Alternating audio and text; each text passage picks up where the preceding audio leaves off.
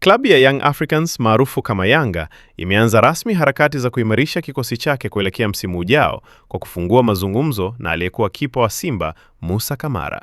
Taarifa kutoka ndani ya vyanzo vya kuaminika zinaeleza kuwa mabingwa hao wa Ligi Kuu Tanzania Bara wameanza mchakato huo mapema, wakihofia kumpoteza kipa wao tegemeo Djigui Diarra anayehusishwa na mpango wa kuuzwa mwishoni mwa msimu huu kutokana na kuvutiwa na vilabu vya nje ya nchi.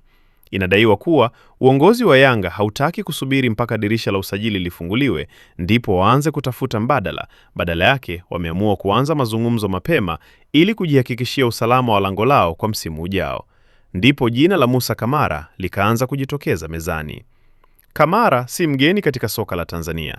Akiwa na uzoefu wa kucheza ndani ya Simba, aliwahi kuonyesha uwezo mkubwa kabla ya kukumbwa na kipindi cha changamoto kilichomweka nje ya uwanja kwa muda mrefu. Hata hivyo, kwa sasa taarifa zinaeleza kuwa kipa huyo yuko katika hali nzuri kimwili na kiushindani, jambo linalowapa matumaini Yanga kuwa anaweza kurejea katika kiwango chake cha juu. Iwapo dili hilo litafanikiwa, basi itakuwa ni moja ya usajili utakaozua gumzo kubwa ndani ya soka la Tanzania, hasa ukizingatia ushindani wa jadi uliopo kati ya Simba na Yanga. Hatua hiyo inaweza pia kubadilisha kabisa sura ya safu ya makipa wa Yanga ikiwa Diarra ataondoka rasmi. Taarifa zaidi, usiache kusubscribe chaneli yetu ya Usajili Wetu, uwe wa kwanza kupata taarifa zote za kimichezo.